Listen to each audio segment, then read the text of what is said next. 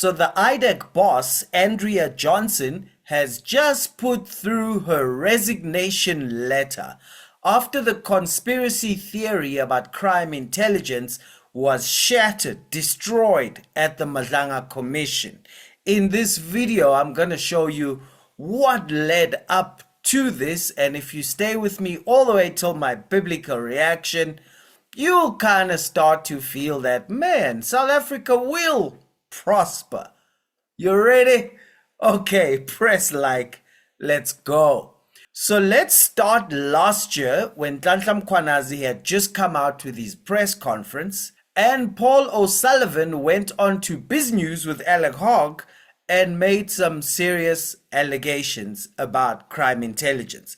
But before the allegations, who is Paul O'Sullivan? Well, you can find out another time. But let's hear who the internet says he is. You just have to analyze what he's told the Madlanga Commission and Parliament, and that is that actually the sun shines out of Kamalo's backside, and nothing can be further from the truth.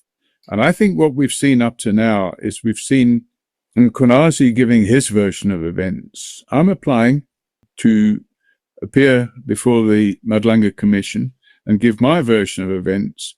And in the meantime, what I haven't done, I haven't called for the people of this country to take the law into their hands and do something drastic against Mkhwanazi like he has done with me. I'm not going to play that game of tit for tat. His game has resulted in social media attacks on me by people who I would describe as Mkhwanazi cult followers. And these cult followers say the following: O'Sullivan is a Mossad agent. O'Sullivan is part of the CIA. O'Sullivan is an MI6 spy. O'Sullivan is an Australian spy. O'Sullivan is a double agent working undercover for the Russians. O'Sullivan is an Israeli and not the South African. O'Sullivan is a Zionist and an apartheid Israeli agent.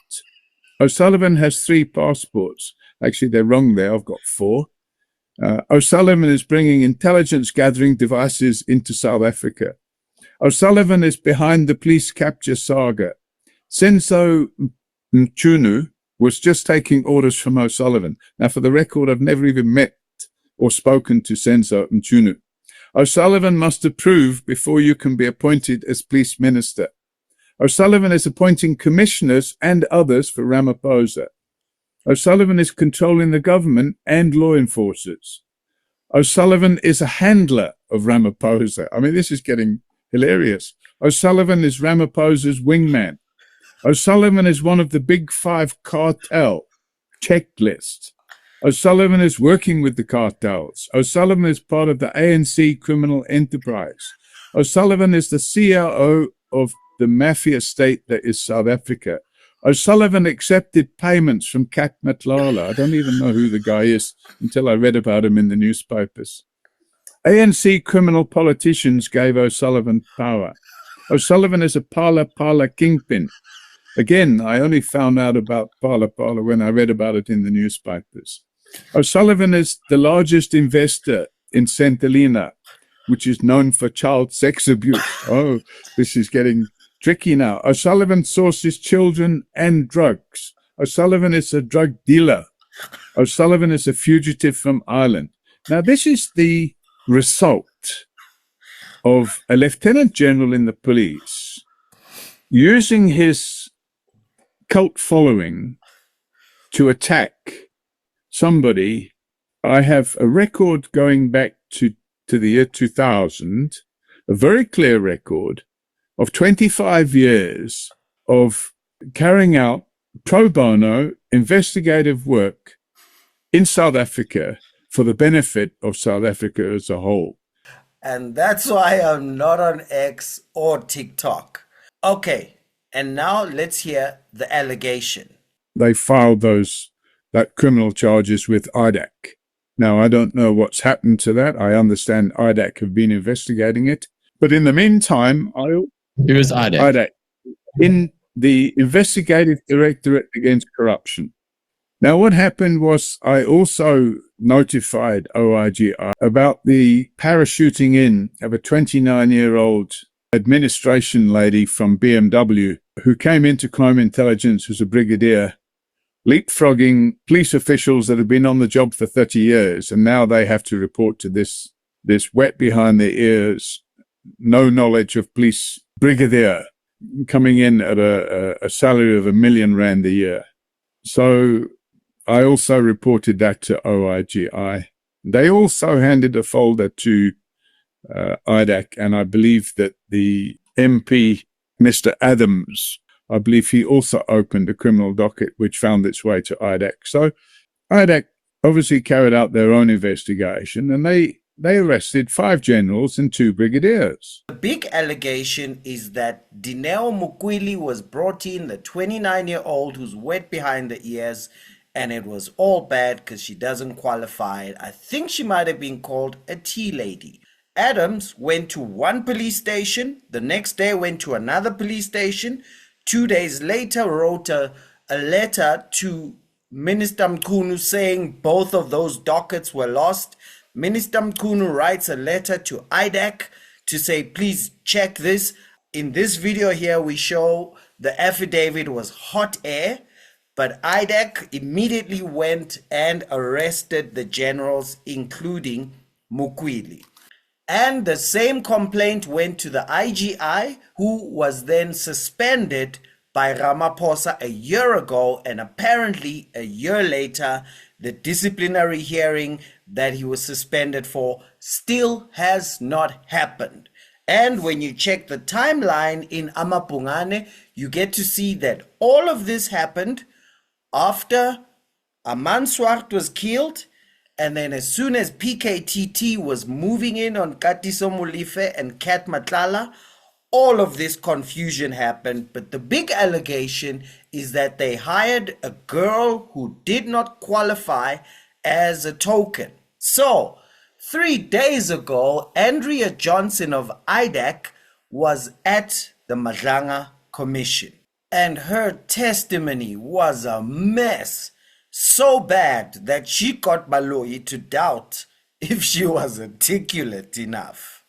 Don't want to sound like a broken record, Commissioner Baloyi, but I repeat that had she at that stage said, I am sorry, ID, these are with the inspectorate for a very specific purpose, based on the points that Commissioner Khumalo has made, IDAC would not have asked for those dockets. Maybe the problem lies with me. Maybe I'm not articulate enough. I don't understand why you don't understand my question. My question is, before you get to the point where you are now. Yes, and so the whole day went like that. But before we get to the conspiracy theory, let's hear about Adams. My difficulty with how you explain that a full-blown, what turns out to be a full-blown investigation happens on the back of a decision for a preliminary investigation. My difficulty with that is that full-blown investigation is used to show up an incompetent referral, Section 27. If that's what happened, because what you had is you had this wholly inadequate Section 27 affidavit, which on its terms does not make a case that triggers your jurisdiction. You then authorize, as you say you're entitled to do, or you have the power to do, you then authorize a preliminary investigation, and that's where you collect all of this evidence. But you use that to show up a poor referral.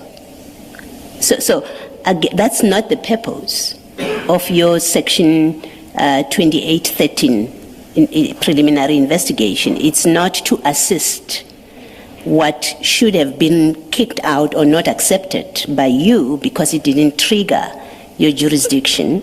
It's not to use that process, because if that's what you are doing, then you are using your Section 2813 process for an unintended purpose. Its purpose is not to fix Mr. Adams's poor Section 27 Correct. It cannot be. So if your explanation is correct, that's exactly what happened, then we are again in that territory where, in fact, the Section 2813 was used as a pretext to make up a case that Mr. Adams should have pleaded or should have stated in his founding affidavit, and so your people would have acted improperly.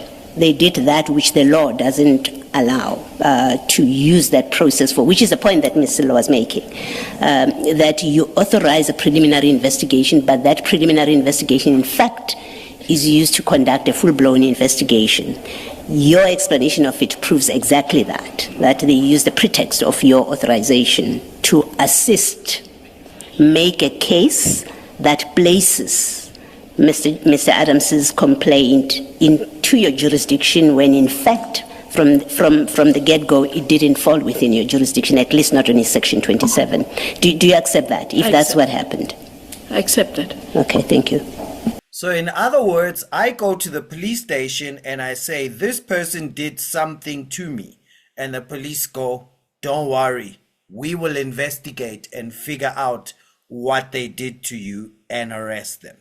So anyway, back to the conspiracy theory about the young girl who was brought in who doesn't qualify. And this is why General Khumalo at Crime Intelligence and that lady, Dineo Mokwele, and other generals were arrested just as they were pouncing on alleged criminals. And the big allegation was because this was a corrupt hire of Dineo Mokwele. You say the manipulation of recruitment processes, appointment of persons without suitable qualifications. I think because you had not seen the national instruction, we can accept that you don't know what the processes are because they are set out in that national instruction. I accept that. Is that fair? That is fair. Yes. Now, let's look at the suitable qualification. What suitable qualification do you say Ms. Mokwele did not have when she was appointed to this role? Do you see that in bullet 1, it requires that the person must have at least a 3-year degree or diploma? In policing, public administration, yes. And management then it law, says etc. in policing or public administration or criminology or intelligence or electrical or mechanical engineering. Do you see that? And I don't know her qualifications, but the fact that you point me to that means they must be there. Stop there, Advocate Johnson. You don't know her qualifications. I know she has, it was called megatronics. Do you know what her qualifications are? Not all her qualifications, no. So why do you make a statement under oath to say she's not suitable for this position if you don't know what her qualifications are? Why do you make a statement to this commission to say the big picture will show that she doesn't have qualifications? Can I ask that they be flighted so that we can look at them? So that's a degree in engineering, industrial engineering. Do you see that? I see that. So already she meets the qualification. I see that. Are you there? I am there. Now, that's a diploma in mecha, not mega, mechatronics. Now, what is the relevance of that? That is the core description of this role. If you go back to the advert on 176, you will see that the core functions, what crime intelligence was looking for, is exactly this qualification, because the description of the role tells you that they want somebody who's qualified in mechanics and electronics and all of those. Do you see those? I see that, Commissioner. Yes. Now, I don't want to show her matric certificate. It's not fair to Ms. Mokwele. It's quite clear that this is somebody who is very bright. I must say this to you. Before I saw these files, the picture painted in my head was that crime intelligence appointed a receptionist from BMW. That's the picture I had in my head. Until I saw these files, then it became clear to me that this person is not just qualified, but her qualification exceeds the requirements. Now, it's about 12 certificates that I've counted. Because one of the requirements was that you must be familiar with computers, you must be familiar with finance, you must be familiar with how the public service works. So there's a series of them. I counted about 12. Cybersecurity being one of them on page 281. You don't have to look at all 12 of them, otherwise it will take the whole day. Now, having seen all of this, do you stand by what is stated in 25.1 of your affidavit that she does not have the suitable qualifications? For me, the only one, I'm not disputing what you're asking me. I just want to. Are you saying she's not bilingual and she doesn't have a driver's license? No, because those are some of the requirements. No. Do you want to dispute those? No, must have a minimum. So what do you say? What is the qualification that you say in 25.1 of your affidavit that she doesn't have? What must have a minimum period of 3 years appropriate managerial experience in the field of the post. Is that a qualification? No. Experience is a qualification? No, it was just a requirement. Yes. Now, your affidavit says she does not have the qualifications. In terms of the documents that I now have sight of, that is incorrect. It is incorrect what is stated in your affidavit. It is incorrect. She does have the qualifications. She does have the qualifications. Now, what your investigators have done in their affidavit to the court, they have said Ms. Mokwele does not have 7 years senior management experience, and therefore she does not qualify. Now show me on 179. It doesn't say so. Where it says you need 7 years senior management experience. It does not say so. And that is the basis for IDAC targeting this female person and subjecting her to criminal proceedings and humiliation. What the advert says is that you must have appropriate management experience. And this is what the national instruction says. You must have experience above the level of a supervisor. That's all that was required. If Ms. Mokwele met those requirements, then she complied with the minimum requirements according to the advert. In her application for this position, she lists all those. She goes further and she says, I'm studying for my MBA. Are you aware of that? No, I haven't gone through her affidavit. Did you see her application for this job? No. Now, if you have not seen her application for this job, how can you make a recommendation, as you did in your prosecution memo, that she must be charged with fraud and this many other things? What fraud has she committed? According to the investigation, let's not go to what the court will decide. Yes. I don't want to get into what the charge sheet says. Yes. We limit ourselves to investigation that leads to arrests and charges. What Correct. Fraud has Ms. Mokwele committed that justifies you recommending to the DPP that she must be charged with fraud and state capture and all of those things? Again, I relied on the briefing from my team, and it's going to go back to what counsel had asked me, that I trusted them implicitly. I now see that the facts as I may have received them then, and I'd have to go back and look at it, were incorrect. And they misled the court in many respects, because the impression they created was that the panel just did as it pleases. I want to take you to 3 documents. You described Ms. Mokwele's appointment as a token appointment. It's an unfair statement to make, having not seen her CV, having not seen her qualifications. Can you please, in this commission, withdraw the statement that her appointment is a token appointment? It is an insulting thing to say. I would have to go further than to withdraw. I would have to apologize that that statement was made. Yes. Because it's one thing to say an appointment is irregular. Yes. It's quite another to say it's a token appointment. Yes. Yes. I base it on what I was given, but I accept, having gone through this file, that the word unsuitable Yes. is unsuitable, Yes. and that the word token is wholly inappropriate. Sorry to interrupt you. Let's look at page 200. IDAC must accept that somebody higher than General Khumalo approved the appointment of this panel.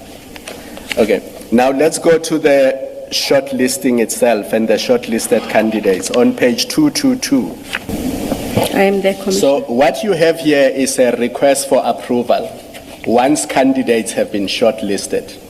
There's a request for approval, and if you look at the paragraph 2, the second bullet point, are you there? I am there. Do you see that is the post section head, technical support services?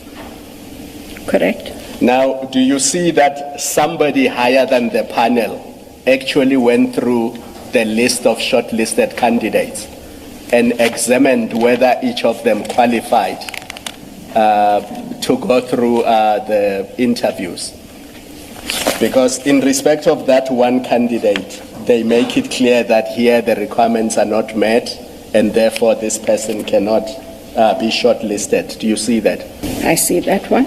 And then 2.2, I see that one. and you can assume that the next page, paragraph 2.3 to paragraph 4, Will are have- along the same lines. But look at paragraph 4. It emphasizes the need to comply with the relevance policy prescripts. Do you see that? I see that. So SAPS looks at these things.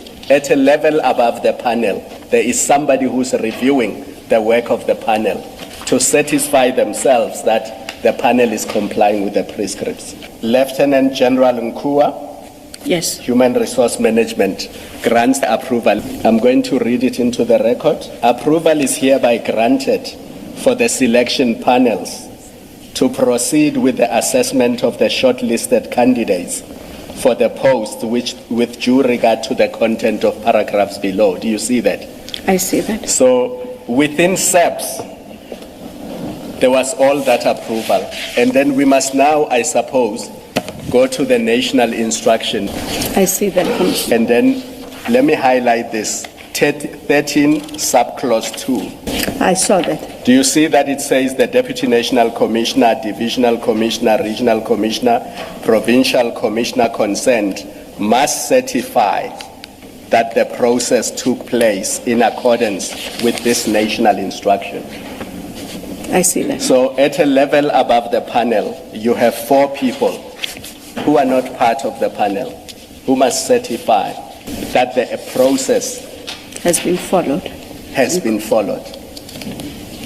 Now, if those 4 people have certified that in this specific case a process has followed, don't you think it was necessary for IDAC to go ask them, why did you certify, on what basis, what was the reason? Because they would know the national instruction better than IDAC, not so? Correct. My concern about your 25.1, the affidavit, even allowing for your explanation that you didn't look at the documents, so you never saw this advert. You relied on a briefing from your investigators and had no reason to doubt them, even allowing for that. The difficulty that I have with your 25.1 is that at the time that you prepared this affidavit, you looked at the documents, what they say, how did we get to those decisions, what were we relying on, because you know that you're going to be asked questions about this. And if that's what you did, I have a difficulty that you still represent what you state in 25.1. When your dockets, when your documents, all your documents that you requested were collected by your investigators are now all before you, you are coming to the commission, and you still repeat the statement in 25.1, which as Commissioner Khumalo has shown you, it's not supported by the documents that are in your own dockets. In my preparation,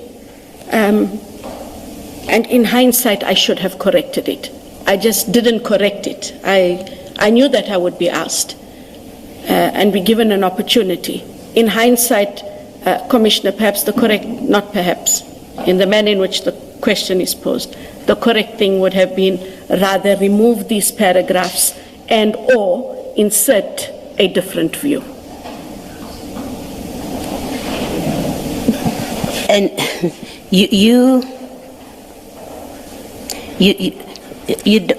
when you came to testify and prepared for it, did you have any difficulty with the idea that you will come here and you will not defend the indefensible now that you have the benefit of preparing and having had the evidence of for example, Colonel Pareachi, very importantly, and I think I expect that on the back of listening to Colonel Pareachi's evidence, you went about to do your own investigation. You asked questions based on whatever you were following. You asked questions to the right people. Did you have, and I ask the question because it does bother me that you have said what you've said in the affidavit. Did you not get to a point where you thought, well, maybe some of the things that we did should not have happened? And when I go to the commission, I will fairly concede as much. Which is what I've done now in this process. Yes. I'm not defending my process. Yes. Now I'm talking about when you were preparing to come here, because you're making concessions because as you are being probed. It's not as if you volunteered it. You happily read that paragraph and everything that it represents, every way that you speak about recruitment processes having been manipulated to appoint somebody as part of a capture process, which you are still going to tell us about, as part of the capture of crime intelligence for money laundering to happen.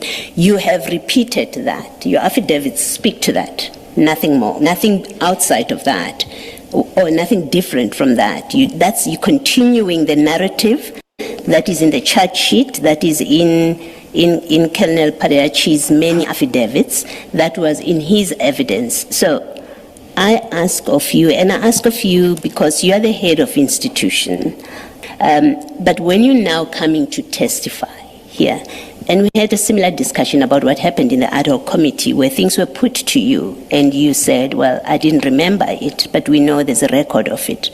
Here again, there's been this repetition of a narrative until you are probed, you make the concession, and yet some of the things, in my view, should not even have required you to be probed. You know, you should have come in and said to us, I've looked at this, and either you did not look at this stuff in preparation for coming here, or in my view,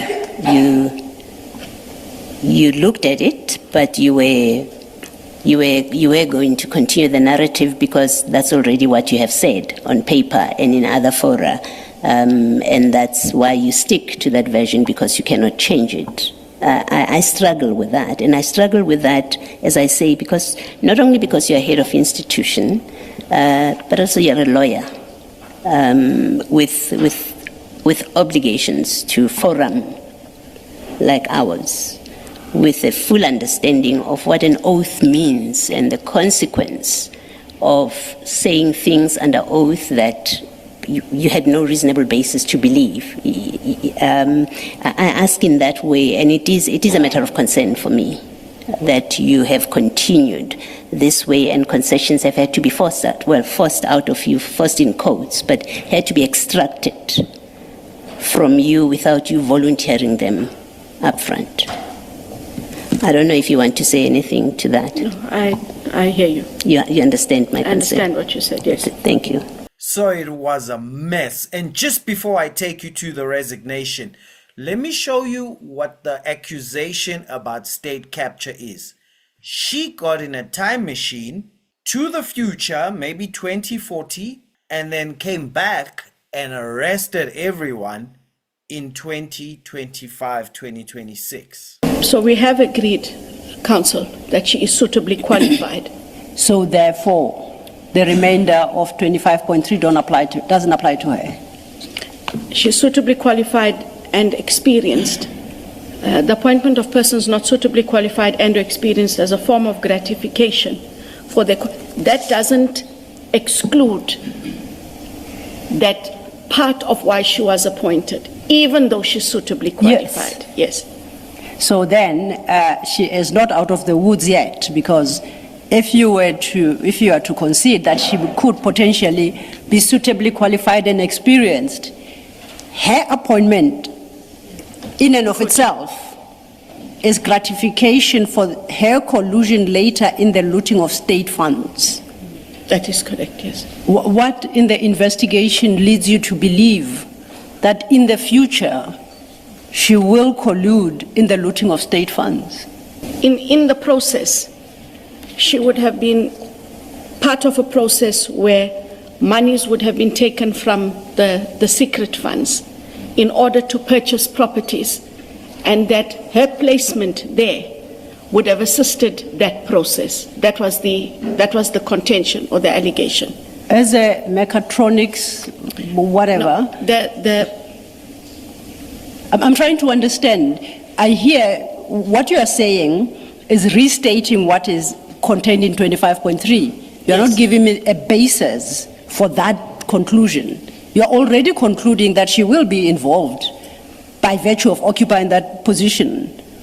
And I want to understand what in the investigation leads you, by you I mean IDAC, to conclude that you give her that job, she's in the Secret Service Fund, and therefore she will be looting state funds to pay. She'll be colluding, I correct myself, I don't know with who with, but to loot state funds and purchase properties. What in those files should we look out for to support the conclusion that you draw, the fear that you express at 25.3? I'll just have to be given an opportunity to go back and to look into the evidence. No, you must have had it. For you to submit on oath, you confirmed the correctness of this statement when we started. Correct. So you must have an idea, and I suggest that perhaps you start sharing it with us. Might not be firmed up. When you return, you will give us the full now facts, chapter and verse. But for now, when you wrote 25.3 in relation specifically to Mrs. Mokwele, on what basis did you conclude that she was going to collude in the looting of state funds with whomsoever?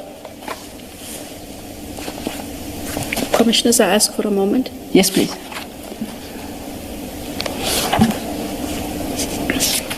All right, and then she's moving forward in time. 9/2027, 9/2028, now in 2029. Maybe she finds the evidence in 2030, maybe in 2031, maybe in 2032. No, the evidence is in 2033. No, the evidence is in 2034. No, the evidence is in 2035. No, she'll find it in 2036. She can see Mokwele doing a crime in 2037, looting. No. I think it's in 2038. Oh, when does this crime happen? 2039. No, I know. 2040. No, it's in 2041. I know. Wait! It's in 2042. The crime of looting happens and she has the evidence. No, it's in 2043. No. 2044. No, it's in 2044. Are you thinking of a specific document, perhaps? I'm just perusing. I'm not rushing you, but yes, I'm trying to peruse through the chart sheet to at least refresh my memory. Okay, please go ahead. Oh, Madlanga, you always disturb us when we are time traveling to the future to find the crime and then come back to 2026 and charge them. I think the commissioners were giving you an opportunity. Have you located what you're looking for? It triggers.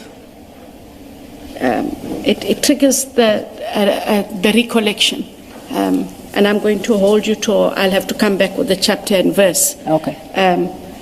I recall that when it came to where she was positioned in TSS, TSS is a covert environment with a very big budget.